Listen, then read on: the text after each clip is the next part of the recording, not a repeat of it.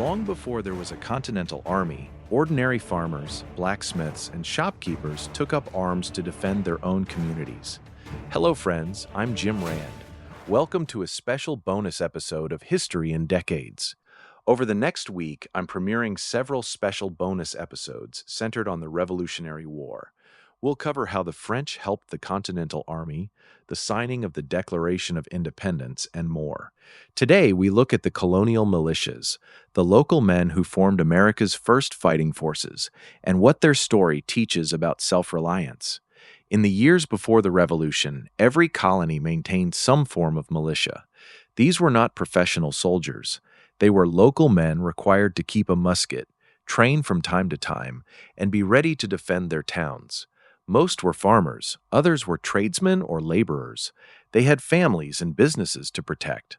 When tensions with Britain rose, these local companies became the backbone of early resistance.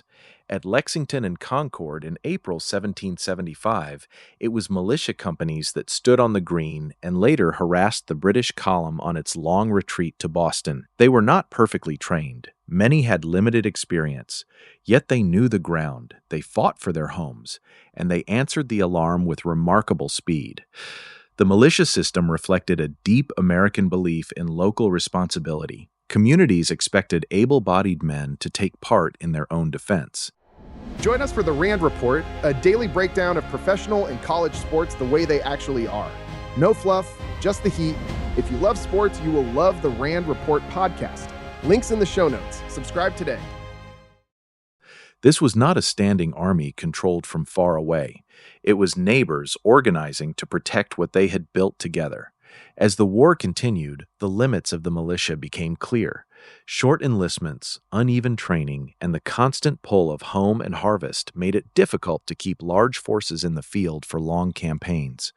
That is why the Continental Army was necessary. Yet the militias never disappeared. They continued to defend local areas, support the regular army, and play important roles in the southern campaigns where irregular fighting was common. The men who served were not seeking glory.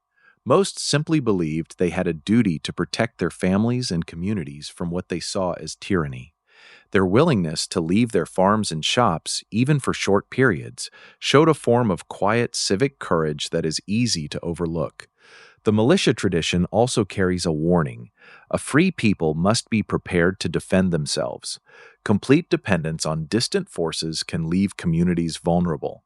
The early American experience showed the strength that comes when local responsibility joins a larger cause. Stability isn't given to us. It must be guarded by vigilant, self-reliant people who are committed to passing it on to the next generation. For more stories of ordinary courage, listen to the Odyssey, short and engaging retellings. Links are in the show notes. This has been a History in Decades bonus episode. I'm Jim Rand. Thanks for listening. Hey everyone, if you're enjoying these deep dives into ancient history, I think you'll love our companion series. The Odyssey, short and engaging retellings, a full vivid retelling of Homer's epic, one book at a time. Join us for dramatic storytelling, legendary adventures, and the ultimate tale of homecoming. The link is right there in the show notes. The Odyssey, short and engaging retellings. Go check it out.